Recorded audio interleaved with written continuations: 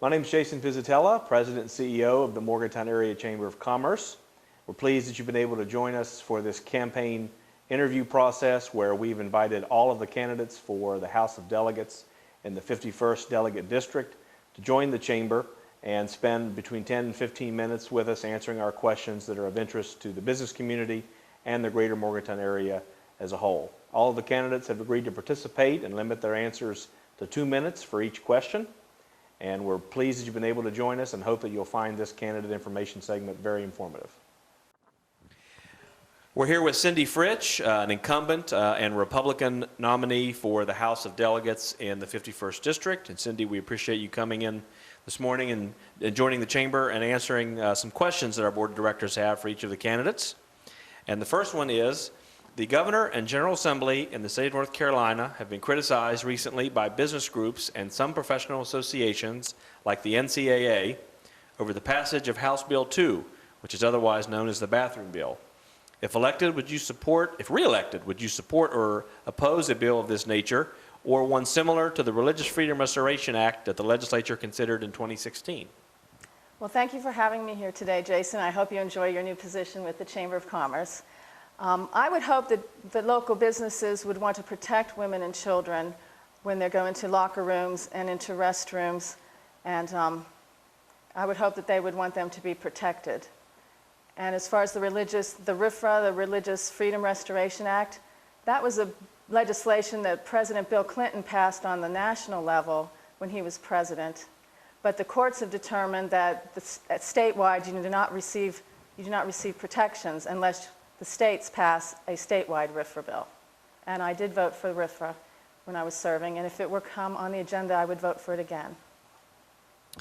Next question is, the state of West Virginia's budget has become increasingly challenging for the legislature to put together in recent years due to reduced severance tax revenues from coal and natural gas, combined with the ongoing effects of lower consumer spending from a lingering recession. Would you support increasing taxes if necessary to ensure that the state maintains the constitutionally required balanced budget? Why or why not? Well, as you know, I serve on the Finance Committee in the legislature. This has been my first 2 years serving there. And this past regular session, I was one of only 3 legislators in the House of Delegates who voted yes for the 45-cent increased tax on cigarettes. While I was in the legislature this year, I felt like the coal industry was in a free fall and that our state budget would be in trouble. So I was willing to support the cigarette tax increase, even though I'm a Republican, and a lot of us felt that this was an effort by the governor to brand us as being for tax increases. But it was necessary in order to have a budget, so I voted for that, and the rest of the legislature did not support that. The Finance Committee did not support the cigarette tax at that time. Therefore, I sponsored legislation for sweeps of agencies, and I will continue with that. I was surprised to learn on the Finance Committee how much control the governor has over the budget and how dependent we are upon revenue forecasts from the governor.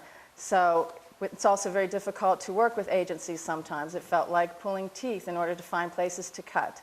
And I will continue with that. I'll continue with economic reforms and legal reforms and regulatory reforms in order to make businesses more prosperous, so there's more jobs and more revenues in West Virginia. And I think with the oncoming cracker plants in Pennsylvania and Ohio, and the increase in natural gas production with the pipelines Dominion is going to build, we will not have revenue problems in the very near future. 2018 should have the cracker plants with the manufacturing coming along with that, and the state can have $30 to $40 million a day if Dominion is able to build their pipelines.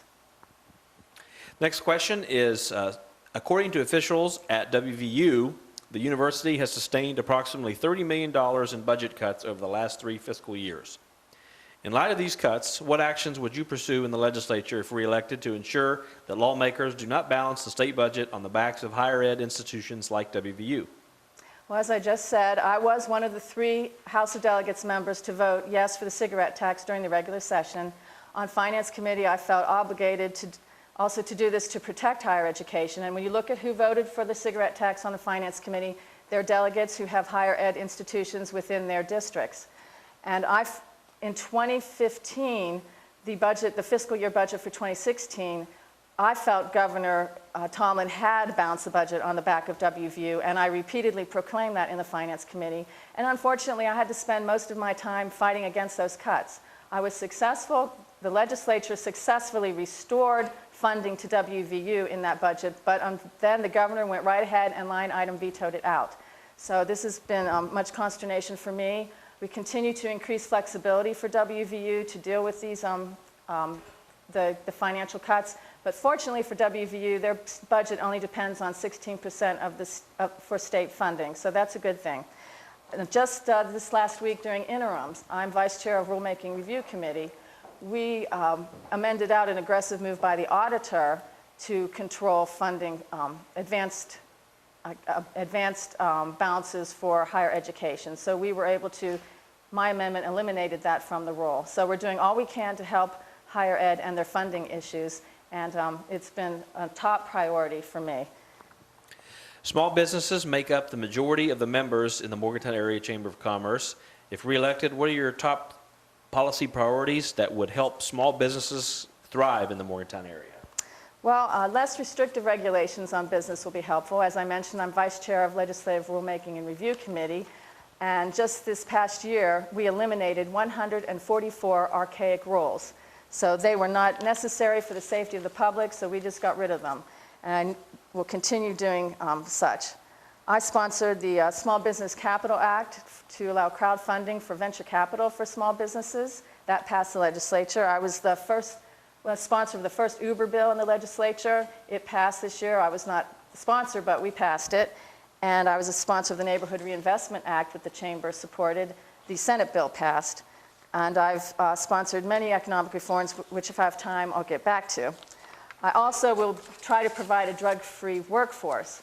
I serve on the newly created House Committee for Substance Abuse Treatment and Prevention that was created at the beginning of the year. I've sponsored many bills and a lot of them passed. The crime bills that I sponsored did not pass, unfortunately. But I sponsored bills to increase treatment for people on abusing or addicted. I sponsored a lot of bills to prevent drug trafficking, to help pregnant women on drugs, to decrease prescribing of painkillers by physicians. That passed. And a bill I'm very proud of that I sponsored and passed requires insurance companies to pay for drugs such as Suboxone, but that are not addictive. Suboxone treats substance abuse, but it's addictive. We provided EMS the ability to administer Narcan, and we went further this year. The last moment a bill could get on an agenda, we did it. We passed a bill so that people can go into a pharmacy and buy naloxone so they can administer that drug to their loved ones that are overdosing on opioids or even heroin, and it saves their lives. It's saving people's lives right now. There's many things we need to do to solve the drug problem, and that's a top priority for me, and I think will help businesses have a good, safe workforce. And a lot of the economic reforms I've passed throughout my service have been tort reform, workers' comp reform, medical malpractice reform. We eliminated prevailing wages. That saves the taxpayers. It saved them $20 million the first month. It saved Morgantown taxpayers $1 million the first day it went into effect. And I did vote for the Workforce Freedom Act. And I must say, when the cracker plants get up and the manufacturing starts moving in, the cracker plants aren't in West Virginia, but these reforms should help West Virginia businesses benefit. It should help bring in big businesses and good jobs, good paying jobs for West Virginians. And the last question is, in May 2015, the Governor's Blue Ribbon Commission on Highways released its final report outlining various findings and recommendations concerning the future of the State Road Fund. Would you support an increase in the gas tax and/or registration fees at the Division of Motor Vehicles to fund additional highway investments and infrastructure for projects in this area and throughout the state? Why or why not? Well, a road bond would go a great distance in funding projects, but that would need a dedicated funding source. Perhaps the existing toll roads in the state could fund it. I think there's a lot of folks in the legislature that are concerned about giving a lot more funding to the Division of Highways, considering that the performance and financial audit that we had done on the Division of Highways recently showed a lot of inefficiencies, and a lot of people suspect there's still corruption. So once we get a handle on the efficiencies and other things, I think there'll be more willingness to fund road projects.